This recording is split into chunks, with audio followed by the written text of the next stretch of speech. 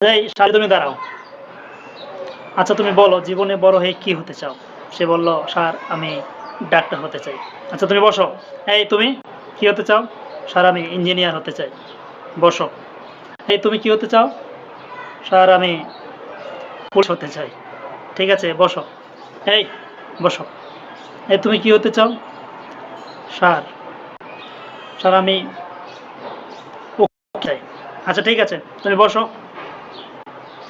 সবার শেষে এবার আমার পালা। এবার আমি কোনোমতো আমাকে বলা, "এই তুমি দাঁড়াও।" আমি কাঁচুমাচু হয়ে একটু দাঁড়ালাম। আচ্ছা তুমি বলো তোমার জীবনে কি স্বপ্ন? আমি বললাম, "স্যার স্যার, স্যার স্যার এত বলার কি দরকার? তাড়াতাড়ি বলো।"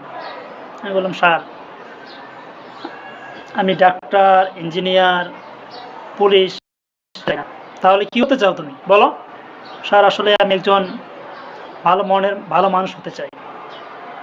কি আবোল-তাবোল বলো। কেউ ডাক্তার হতে চায়, কেউ ইঞ্জিনিয়ার হতে চায়, কেউ পুলিশ হতে চায়, আর তুমি ভালো মানুষ হতে চাও? এসব তোমার আজগুবি গল্প কে বলেছে তোমাকে? বললাম, "স্যার আসলে কেউ বলে নাই।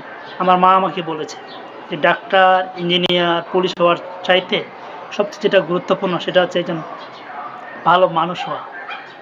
সত্যিকার অর্থেই ডাক্তার, ইঞ্জিনিয়ার, পুলিশ আপনি যাই হন না কেন, সবার আগে যেটা প্রয়োজন সেটা হচ্ছে একজন ভালো মানুষ হওয়া।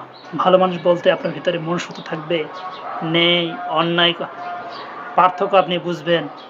এটা যদি থাকে তবেই আপনি সার্থক। আসলে আপনি দিন শেষে ডাক্তার হলেন কিনা, দিন শেষে আপনি পুলিশ হলেন কিনা, ডাজন্ট ম্যাটার। কিন্তু